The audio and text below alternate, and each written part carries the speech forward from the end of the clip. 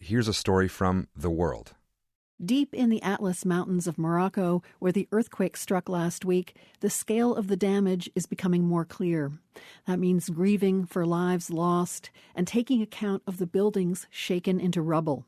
Those include some historic and cultural sites. Abdelatif Ait M'barek is a trekking guide in the town of Imlil. He takes hikers to the top of the tallest Atlas peak, Mount Toubkal, and he knows the area well. Abdelatif, what are you seeing there now? At the moment, things are starting to go back to normal a little bit, and the government is touring the villages, checking which properties need to rebuild. It's going to be a long process, but that's what it is. What are people there in need of most at this point?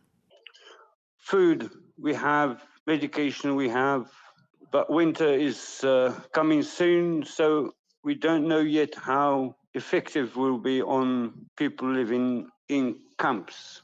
It's going to be a long process. The Berber and Amazigh people in the mountains, what have they been experiencing? Well, it was a real shock for them because they never had this kind of disaster. For the Atlas Mountain, this is something completely new. Abdelatif, describe the view of the Atlas Mountains. What makes this region so special? We've got peaks, we've got beautiful hills. The Berber people are very hospitable, very friendly. Nature, fresh air, we have luxury places here. You know, everything for everyone. Can you describe the damage? The Berber villages have gone, really. Only a few Berber villages that remain, but I don't think people will be able to reside in them anymore. You say they're gone, they've just been totally destroyed? Totally destroyed. Wow. Everyone is homeless, in a camp.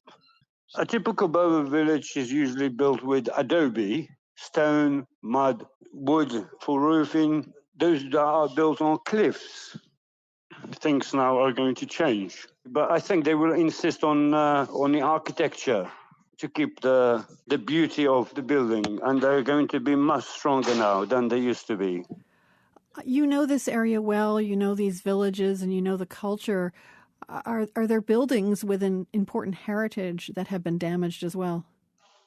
Well, at the moment in the Atlas Mountain, we have a World Heritage Site called Tinmao. It's ruined. Is it a kind of religious site? Describe it for us. Yeah, Tinmao was a city in the 11th century, a city that belonged to a dynasty called the Almohads. The dynasty ended up in Seville. They're the ones behind the Alhambra.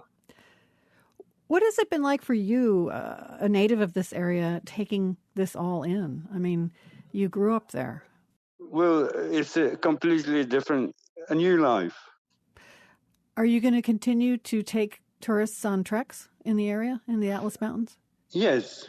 Yeah, we were working on new programs that involve camping, hiking and camping, probably looking into also glamping, you know, for people who want more comfort. Yeah. But it's, it takes time. You know, I think people will still come to visit the Atlas Mountain because they want to see. They saw it before the earthquake and they want to see it after the earthquake.